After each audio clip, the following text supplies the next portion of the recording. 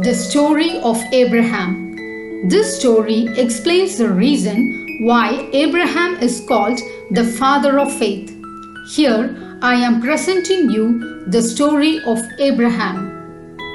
Once there lived a rich man named Abram in the city of Haran. He was faithful to God and lived according to his teachings.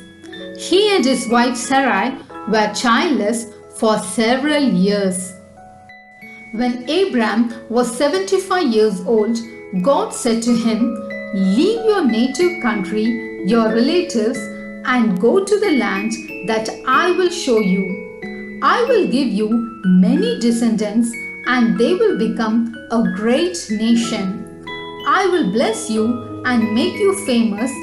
You will be a blessing to others. I will bless those who bless you, but I will curse those who curse you." Abram obeyed God and left Haran along with his wife and his nephew Lot. They settled in Canaan, the land promised by God.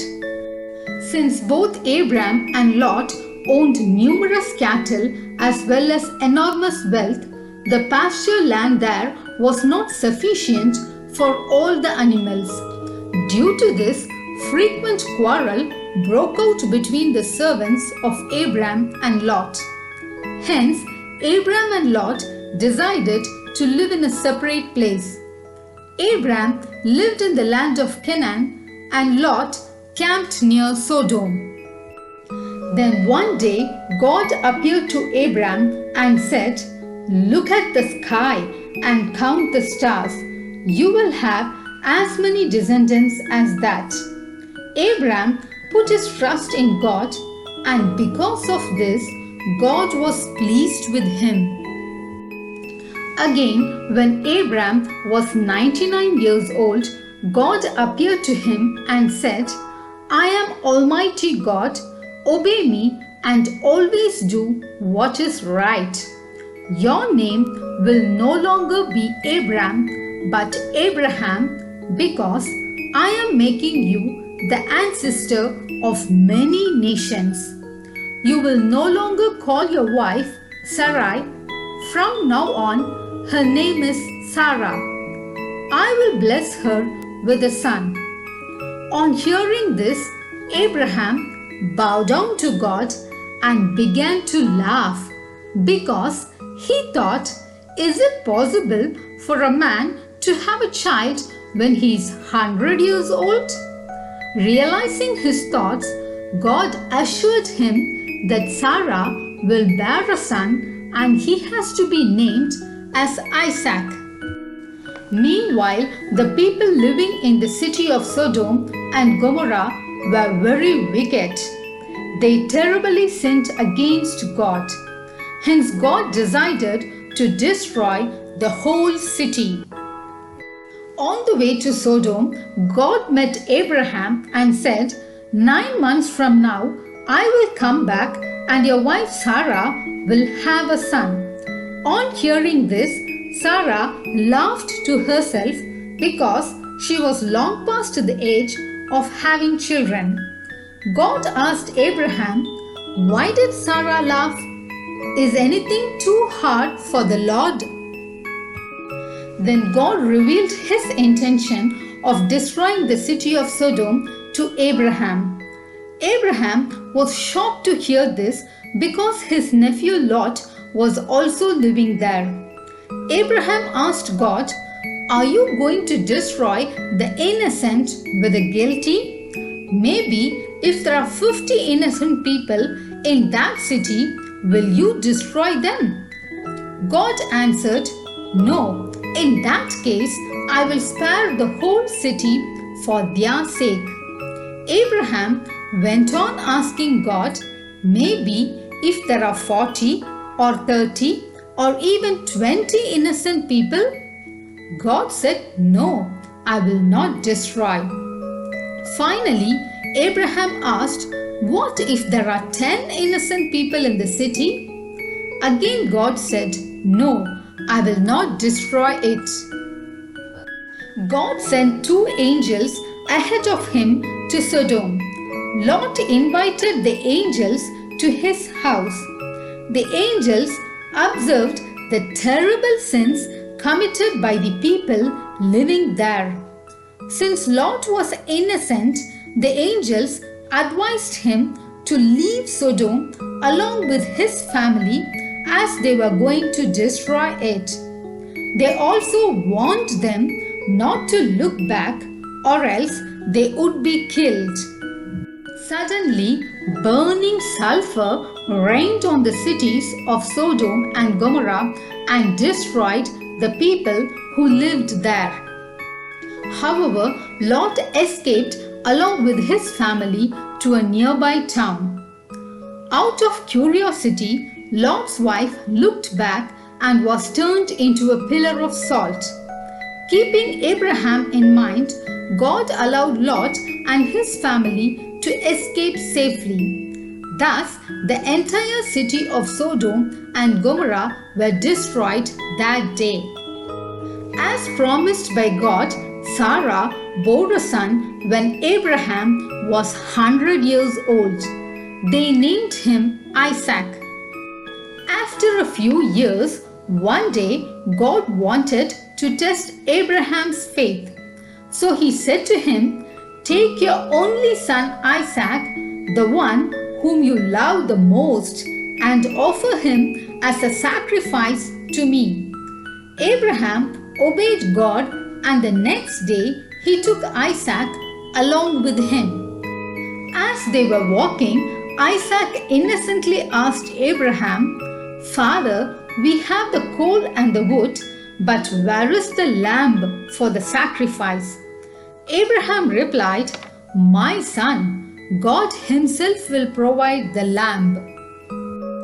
When they arrived at the place of sacrifice, Abraham built an altar and laid Isaac on it. As he was about to kill Isaac, he heard a voice from heaven, "Don't hurt the boy. Now I know that you honor and obey me because you have not withheld your only son from me. I will richly bless you.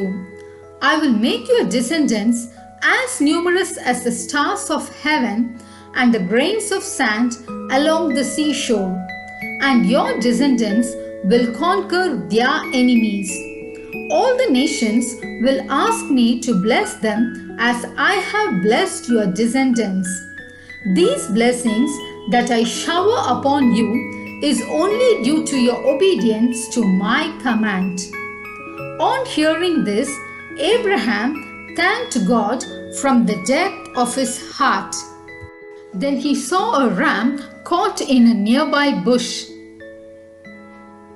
He took and sacrificed it as a burnt offering instead of his son. Abraham named the place Yahweh-Yireh, which means the Lord provides. Then he and Isaac returned home with a grateful heart. After that, Abraham lived for many years and died at the ripe old age of 175. Reflection. Now we'll contemplate on the virtues of Abraham. The first virtue is obedience.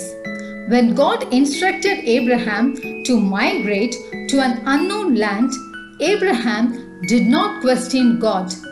Any normal human being under such circumstance would have had thousands of questions in his mind, like, how can I leave my own native country, relatives, and move to a foreign land?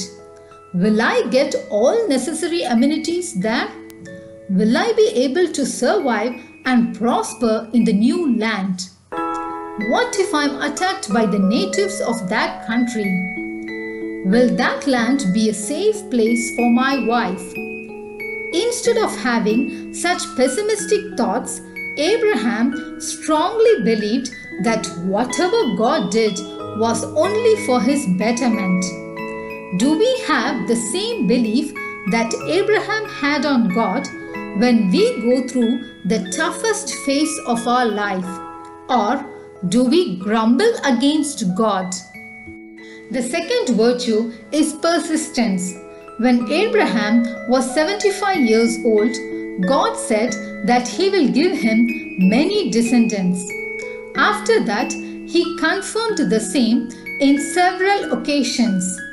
Isaac was born only when Abraham was 100 years old. Abraham waited patiently for 25 long years for the prophecy to come true. God tested Abraham to such a great extent. Nowadays, we put forth many prayer intentions to God. If we don't get the answer within the expected time, we get frustrated. Do we have the same patience and trust that Abraham had in his life?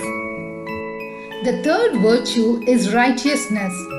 God assured that even if there are 10 innocent people in a city, He will not destroy it. From this, we learn that if we live a righteous life, God will have mercy on our children even if they sin unknowingly or unintentionally. God will bless our descendants for our sake. Instead of constantly advising children, parents have to live a righteous life in front of them. In due course of time, children will learn such qualities from them. Our children observe each and every move of us in life. So, we have to live an exemplary life before them. The fourth virtue is faithfulness. When Isaac asked Abraham, "Father, where is the lamb for sacrifice?" just imagine how Abraham's heart would have been burdened. Maybe he would have thought, "How can I tell him that you are the lamb?" But instead, with unshakable faith, he said, God Himself will provide the lamb for sacrifice. Finally, as he believed, God provided a ram for sacrifice. Next, we'll see about the mighty power of God. As per medical science, it is impossible for women to conceive at the age of 90. But our God, the God of impossibilities, made it possible. We may feel that there is no solution to certain problems in our life, but God has the power to solve those problems.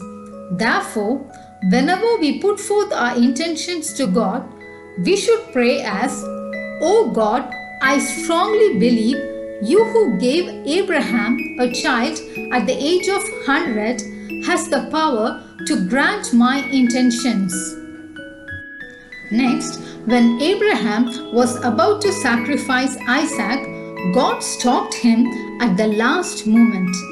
In the same way, today there may be people who are in the verge of death and have no hope of living.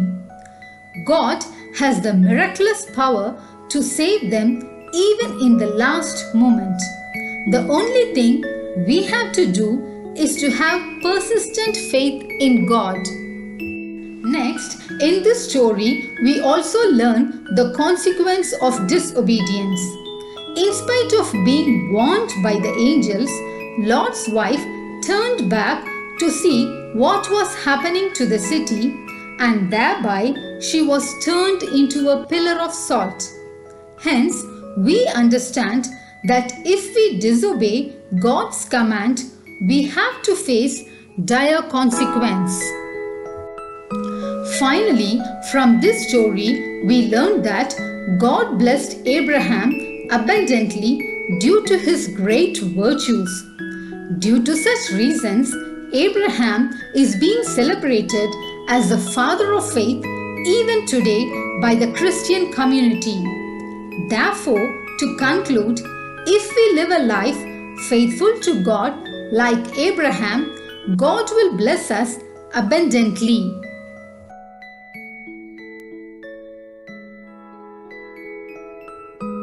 Thank you for watching this video. May God bless you. To get new video updates, please subscribe to this channel and click the bell icon.